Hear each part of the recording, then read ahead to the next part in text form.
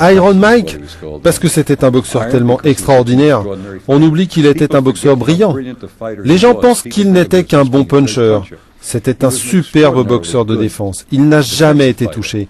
Il savait comment éviter les coups et c'était ses talents de boxeur, remarqués par les spécialistes, qui lui permettaient de se mettre en position pour donner ses coups dévastateurs. Il n'a jamais pris de coups, des matchs entiers sans se faire toucher.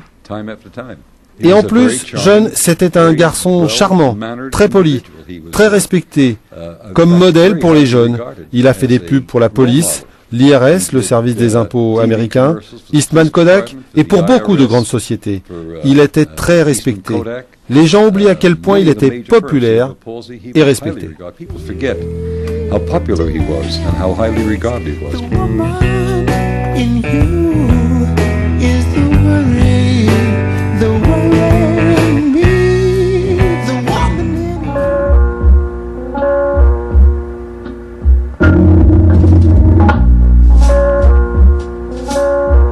All my life. That's the way I am. It's like I was told it's normal.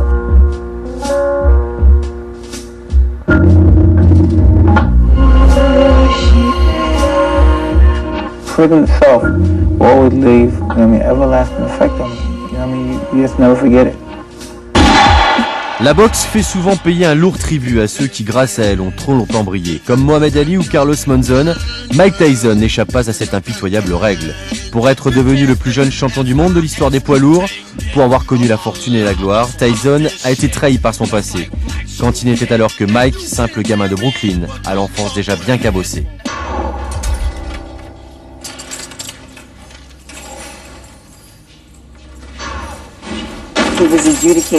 Il a été condamné comme délinquant juvénile.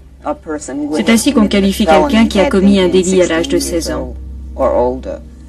Il a d'abord été placé au sud de l'État, puis en raison de sa mauvaise conduite, on l'a envoyé à Tryon. 1980, Tyson échoue donc à Tryon, quasi analphabète, introverti malgré un physique déjà impressionnant, plus de 80 kilos à seulement 13 ans. Le jeune Mike ne connaît alors qu'un seul langage, celui de la violence, appris dans les rues de Bristol Park et de Rockaway Avenue. It was pretty bad. It was nothing seeing people getting shot over dice games, or killed over a dice game or something, a card game. It was part of life. Tryon marquera surtout la rencontre avec un homme, Bobby Stewart, son éducateur, ancien boxeur amateur. L'histoire est alors en marche. Tyson met naturellement les gants, le garçon est doué, c'est certain.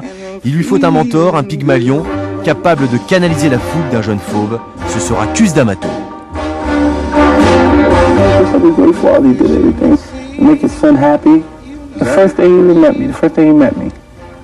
C'est un môme. Je sais exactement ce qu'il ressent. Et je sais comment faire pression sur lui pour lui ouvrir les yeux et parfois l'influencer dans un sens précis. Et je sais aussi quand lâcher du lest. 4 novembre 85, fin du chapitre de Cus et du Kid.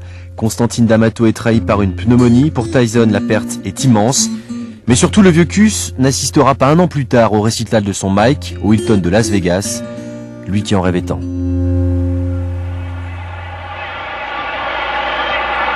Deux rounds. Il n'aura fallu finalement que 2 rounds pour que la prophétie du vieux Cus se réalise. Le talent de Tyson éclate au grand jour ce 22 novembre 86. Dedicate my fight to my great guardian, Cus D'Amato, and I'm sure he's up there and he's looking and he's talking to all the great fighters and saying his boy did it. He's smiling, that's right. Las Vegas, début de l'ère Tyson, celui de l'argent facile, des paris perdus, et dire que 6 ans en arrière, Michael Gerard Kilpatrick était entendu par les services de police pour braquage. Tyson est dorénavant héros national en coulisses. Sa vie sera orchestrée comme une vaste campagne publicitaire. Le garçon introverti et zozotant est l'invité de toutes les télés. Please welcome Mike Tyson. Is this the championship belt or is that your watch? No, you're the bracelet. For a big, powerful, strong guy, you got such a sensitive, sweet voice. Thank you. It doesn't fit your personality. Jack LaMotta n'est pas le seul à tomber sous le charme. Les femmes aussi, surtout de Miss America à Robin Givens, en passant par Naomi Campbell. Tyson multiplie les conquêtes. Réputé instable en amour, Il jette pourtant son dévolu sur Robin Givens, alors vedette d'une série télé américaine. Inquiring minds want to know, how does a woman who went to Sarah Lawrence and Harvard Medical School wind up falling in love with a guy who's a graduate of the School of Hard Knocks? God, I want to know too.